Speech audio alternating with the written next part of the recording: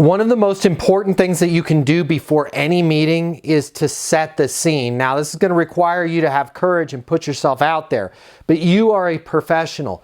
Take the few seconds and set the scene with your prospect. And I suggest you use a sheet like our meeting organizer sheet. This is going to show that you're a professional. It's going to keep things on track. It's going to give your prospect an opportunity before the meeting ever starts to let you know if something's off base. It's also going to help put them in the right mental position of what they want to accomplish in the meeting. Our data shows that when you use a sheet just like this, you are going to close 64% more deals. And of the deals you close, you're going to close those deals 48% sooner. So not only are you going to close a lot more deals, but the ones that you do close, you're going to be able to close those in almost half the time. So let me show you what I am talking about here. Let me grab a, so I've got a meeting organizer sheet. You can download one of these from your materials there. All this is, I want you to fill this sheet out ahead of time. You've got the client's name. Notice I put their mobile number right at the top of that sheet. That way, if you're sitting there in the meeting room and they're running late, boom, you've got their phone number right in front of them. You can call them, you can text them, you can check in on them. But, and I'll just make one up. This one's blank. I'll just make something up here as I go along. This is, and literally, don't just try and do this out of your head. They're going to respect the fact that you've gotten everything written out. Write it down on this sheet. Granted, this sheet is blank. I'm going to make it up, but don't make it up as I'm going to do right now. Have it written out. So let's say you're meeting with Kelly and she wants a new, I don't know, logistics provider, right? And you're a logistics provider. Kelly, hey, do you mind if I just take a quick second before we start with the meeting here, just to kind of recap my understanding of your current situation, Kelly, what's going on, just so that I make sure that we're both on the same page. Yeah, Matt, of course. Kelly, based on our last conversation, you need a logistics provider that's got a little bit more scope, that's better equipped. What's most important for you is somebody that's going to be able to have expanded pickup times. The reason why that's most important to you is, correct me if I'm wrong, your current provider, their final time each day that they can pick up is 5 p.m. And that 5 p.m. is a Monday through Friday pickup. They do not offer pickups on the weekends.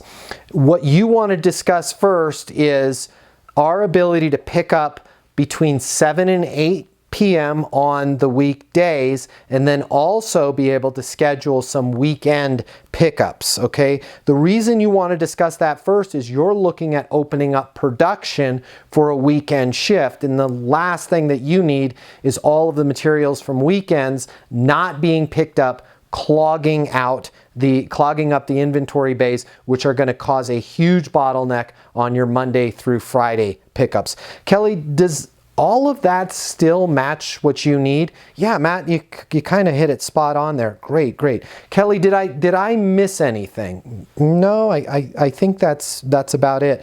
Kelly, has anything changed since we last spoke? Well, yeah, you know what? Now that I think about it, we hired somebody that's going to be in charge of staffing out those weekend shifts. His name's Thomas. The next time we meet, I want to make sure that I introduce you to Thomas, because he's going to be who you guys are working with when you're scheduling your weekend pickups. Great, great, great. What's Thomas's last name, by the way? It's Smith. Great, Thomas Smith. Perfect. I'll make sure I grab Thomas's number from you. We'll get Thomas involved in the last meeting. Hey, Kelly, you also asked me additional information. You wanted to know if we worked with other manufacturing firms here in the Pacific Northwest. There's about 17 of them. I've actually printed out a list. I've got it here. If I forget, please remind me to give that to you before the end of the meeting. Do you see how I did that there? Use this sheet to just, and again, I was making it up as I was going along. Don't do that. Have it literally filled out. Now, if you have any inclination that they're going to think that's pretty, silly that I have this stuff written out ahead of time. Nobody is going to think that's silly. That's you taking an interest in them. That's you being a professional. Would you think it's silly if the pilot of the aircraft that you're about to take off in went through a checklist? Yep, we got fuel. Great. The ailerons work. Awesome. We're loaded up with all the cargo's loaded. What if they forgot your cargo, right? Oh, landing gear. Yeah, I didn't check that. Oh my gosh, we got to put air in one of the tires in the landing gear. You would be really upset if your pilot didn't go through a checklist and miss something that caused your plane to go right into the side of a mountain. Your customers don't want their companies to go into the side of the mountain. They don't want their career to go into the side of the mountain. If it's a personal sale, they don't want their family, their reputation, their happiness to go into the side of the mountain. Be professional enough to walk through with them everything that has to do with your understanding of what they need, what's most important to them, why that's important to them. That's vital for you to get that out there. What they want to discuss first, why they want to discuss that first, and then make sure that you're asking these 3 questions, because these are 3 very, very different questions. Don't stop with just one of these. Does all of that still match what you need? Oftentimes things can change. Well, no, I don't need, we actually killed the initiative on the weekend pickups, so we don't need to talk about that. Might as well find out about that right now. Did you miss anything? Okay. 2 very big reasons why you're asking, did I miss anything? Number 1, you could have missed something, right? No, you forgot. We're also doing a second facility. So I need pickups over. Oh, I spaced that out. Yeah, second facility. Great. Thank you for letting me know. Also, by saying, did I miss anything? You're giving your prospect an opportunity, like a psychological get out of jail free card, if they were withholding information from you. Let's say, Kelly was withholding the fact that the CEO is really looking at one of your competitors and actually has a friend that works there. Well, what you missed is, I just wanted to let you know that Susan is also, she's looking at ABC, your big competitor, and you guys have your work cut out for you. Susan actually went to college with their vice president of logistics. Important for you to know this. Does your buyer lie to you? Yeah, sometimes they do. Does your buyer withhold information? Absolutely, it's human nature, right? I'm not saying your buyer's a bad person, but they're not always totally honest with us, and they're not always totally forthright with us. When we ask that question, did I miss anything? It really gives them an opportunity to, if something's kind of like making them feel a little bit bad because they left out or they misinformed you on, they'll let you know. By the way, personal note, if you've got kids, like, hey, did you clean your room? Yeah, great, looks good. Did I miss anything? Yeah, I stuffed all my stinky hotkey equipment under the bed again.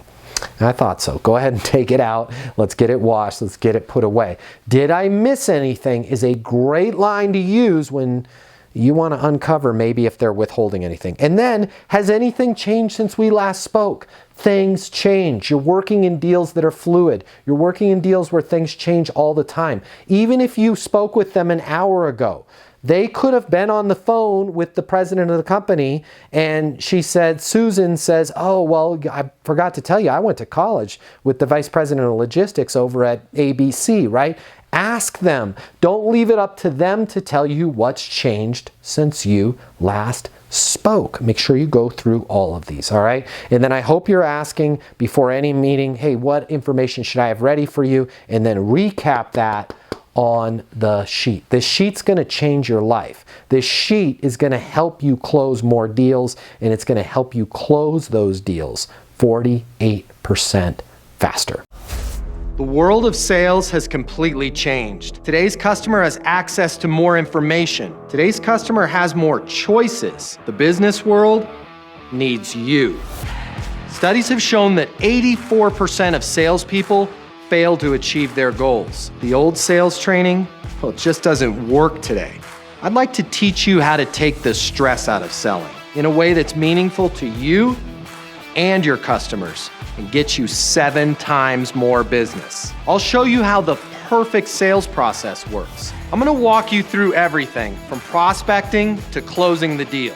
I'm gonna show you how to determine your prospects' wants and their needs, so you can build value in your solutions. You will learn how to handle any objection or complaint. I'm going to show you how to connect with your customer so it's easy for them to buy from you. I've taught the best companies in the world and thousands of people just like you how to hit their targets. Selling is complicated. I'll simplify it for you. There's more competition than ever before.